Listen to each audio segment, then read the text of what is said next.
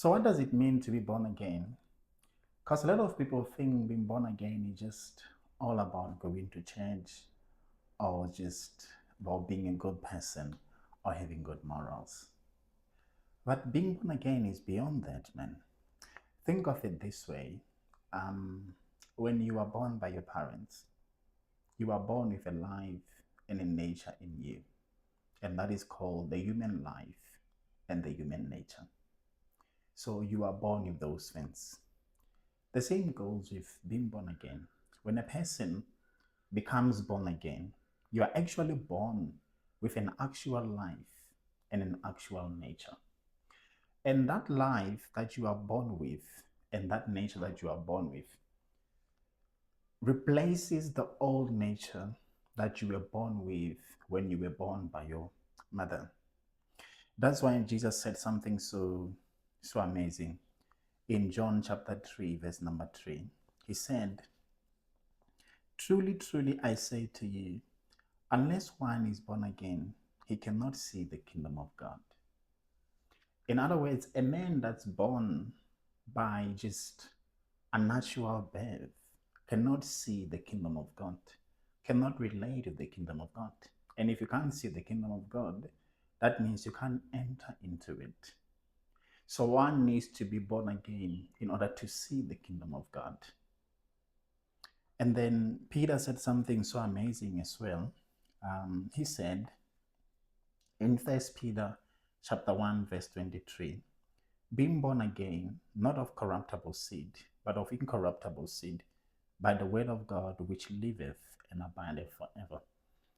So he's saying that being born again, when you are born again, you are born by the word of God, not of corruptible seed, but of incorruptible seed, by the word of God which lives and abides forever.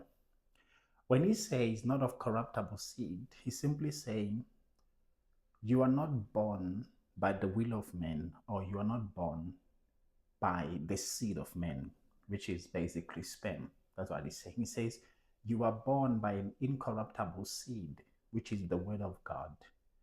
In other words, in the new birth, or when one becomes born again, that person is born by the incorruptible seed, which is the word of God. And now, if you are born by the word of God, that means you should have the life and the nature of the word of God. And we know from the scriptures that the Bible says that God and his word are one. Like in John 1:1, the Bible says, in the beginning was the word, and the word was with God, and the word was God. So the word of God and God are one.